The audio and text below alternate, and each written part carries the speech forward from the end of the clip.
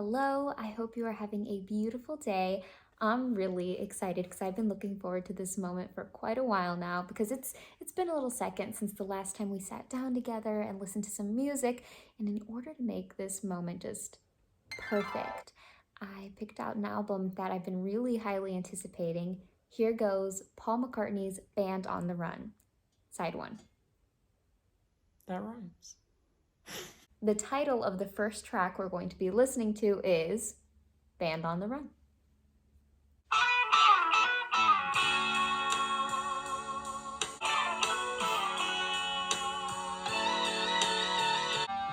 Stuck inside these four walls again. That was such a sensational harmony, and the way that the melody of the vocal is playing with these themes and motifs that were already set up in that stellar intro, and the way it's just building off of each other. I thought that the intro was so amazing that it was about to shoot us in a completely different direction, like we've seen with even a few Beatles songs and some Paul McCartney songs. But what they did is they just expanded upon the intro. Like this is still in the same land, in the same realm. It's just growing bigger and bigger.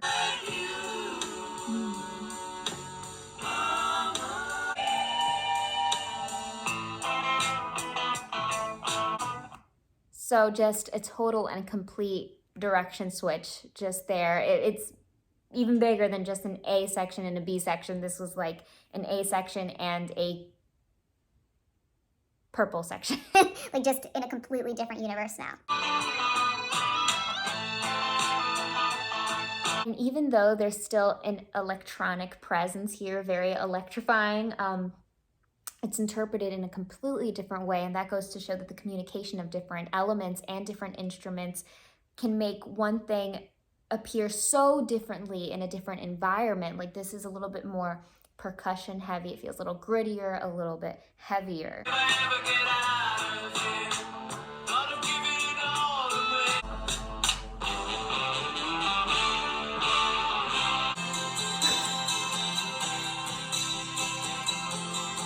So a second direction switch, it felt like even his delivery was a little bit more lighter and a little more legato in the first section, and then in that second section he was a little bit more in a chesty, talky place and a little bit more grounded and earthy. And now we'll see where this takes flight. So far now it feels like cloudy.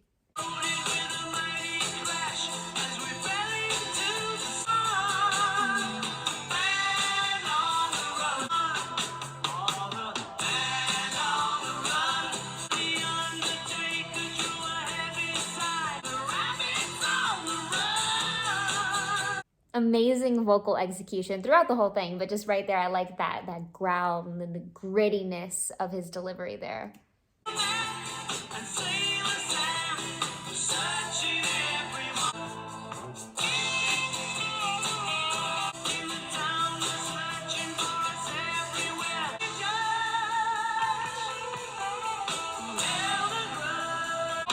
I loved that suspension down in the instrumentation there. It felt like it put a lot of emphasis on the melodic line and the vocal, and just something about the way that just came together musically left me a little bit choked up.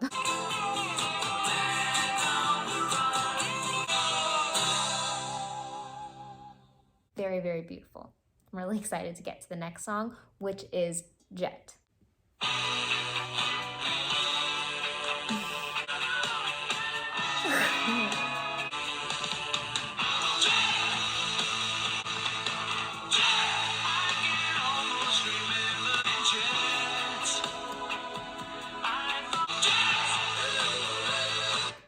This song is so brilliant already. I'm already in love with this one. If this doesn't end up being my favorite song of this side, then this side just is gonna go wild. But I'm gonna call it. I'm gonna say Jet is gonna be my favorite. And I wanna mention the horns, how spectacular they sound. They're just incredible. It adds this crazy nature. And then we had that really silky transition with the seventh there that kind of just transposed the song over into this this like land of like back to the intro, so that I feel like we're gonna be recalling that theme a little bit throughout the song.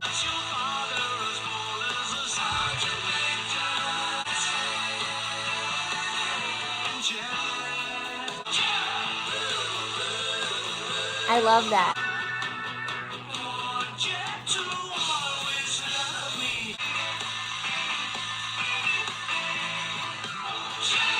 We got some piano in there. Oh, the piano and all the grand orchestration of the instruments. Like we have horns and saxophones and trumpets, and it's all just so much.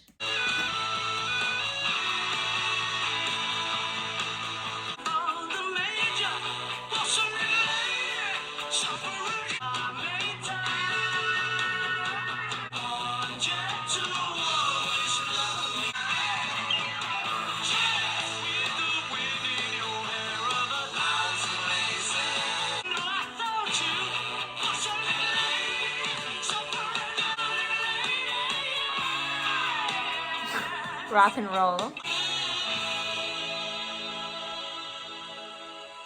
Paul McCartney really knows how to infuse so much emotional tension in his songs that just make you so invested and reel you in. I wish we could just keep listening to Jet until the rest of the side is over, but I do have high hopes for number 3, Bluebird.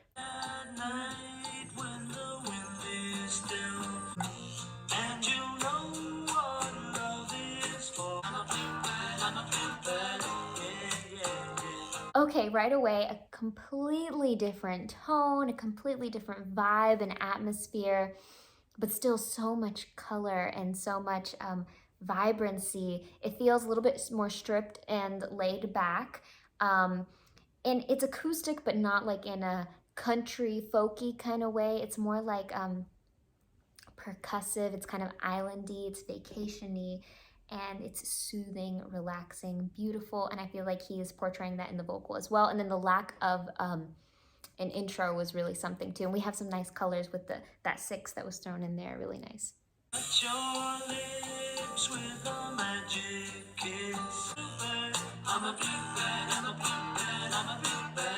There, the way that, you know, we had the harmony that was a little delayed, it didn't go right in sync with the first vocal. It almost felt like this fountain, and then I feel like he's pulling back in a similar emotion he was able to evoke, just this like very velvety, silky feeling that we had at certain moments in Jet. Even though it's delivered in such a different way, it's like he can go about it in such a different way, but it's still cohesive, it still ties together so masterfully.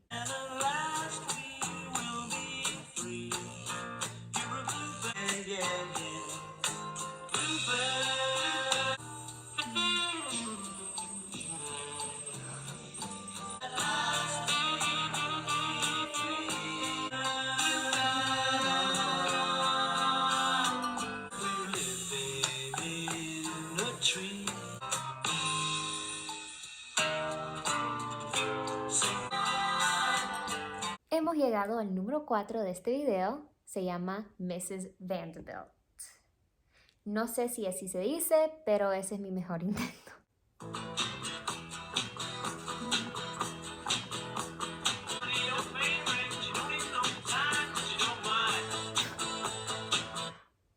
Already so catchy. I'm already hooked.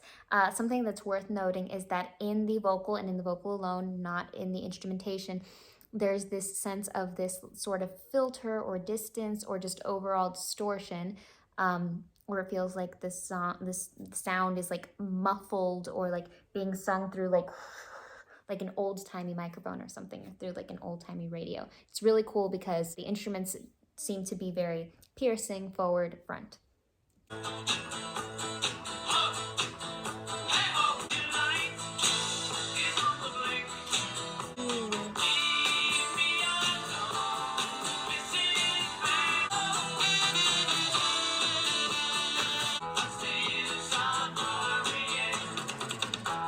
Okay, so many amazing things happened just then.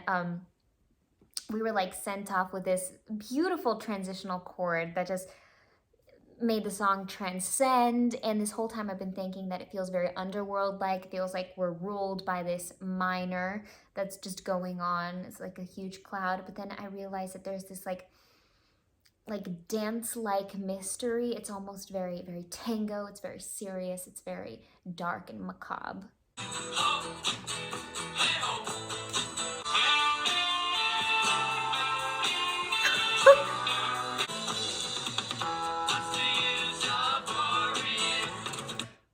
That section there just gave me chills from the tip top of my head down my spine and all the way to my toes. I'm just gonna replay that again.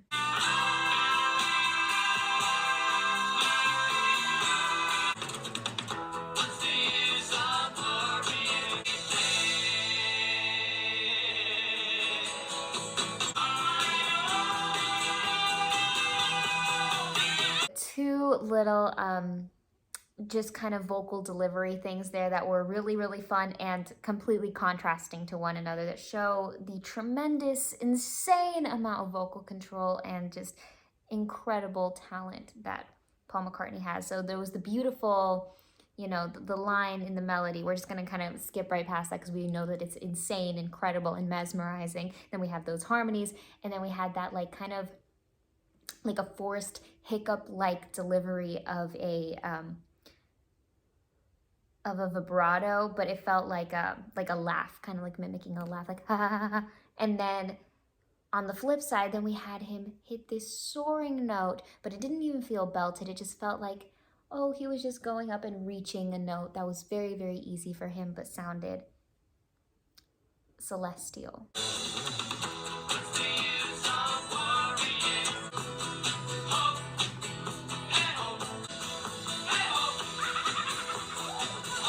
Hyena, Jet, Mrs. Vanderbilt.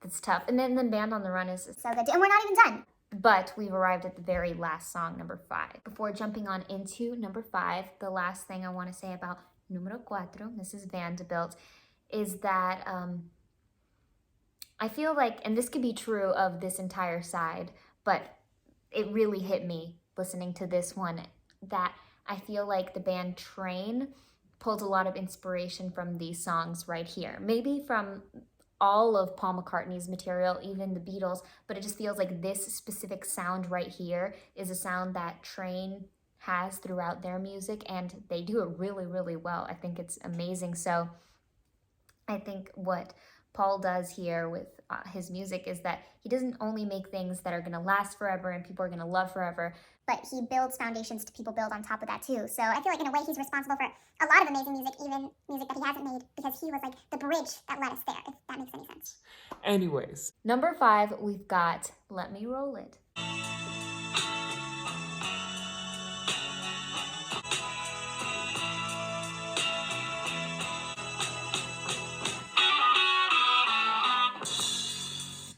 I think we had a little Pink Floyd Ian slip here for Paul McCartney, because as we know and love, one of Pink Floyd's staples that we've noticed throughout has been that beautiful overarching organ, and that was played so beautifully here in this intro, and let's see if it's going to be played throughout the rest of the song.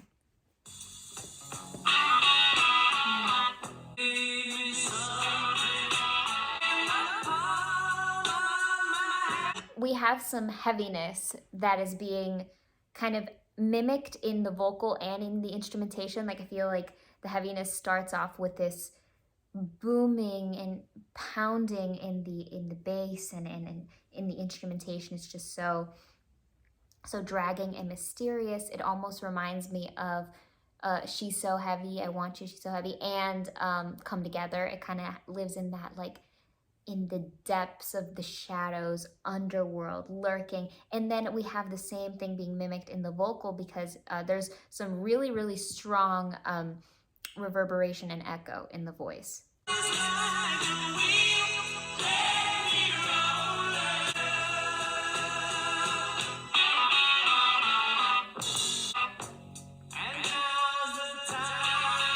So good.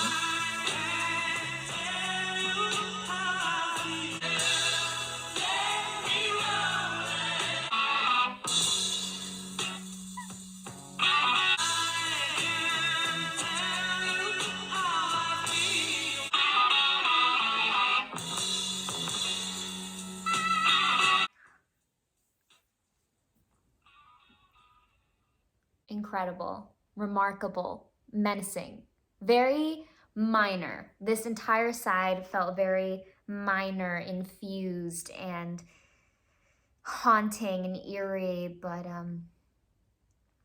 I feel like that character, you know, in the movies, in every horror movie, that there's a character that's going towards the scary don't enter side. You know what I mean? Like you're telling them to just turn around. I feel like I can understand why. It's just so tempting to just follow the beautiful art. Thank you so much for joining me on this first listen. I'm really excited to get into side 2. And until then, make sure to check out our new shorts. I might be doing one every day.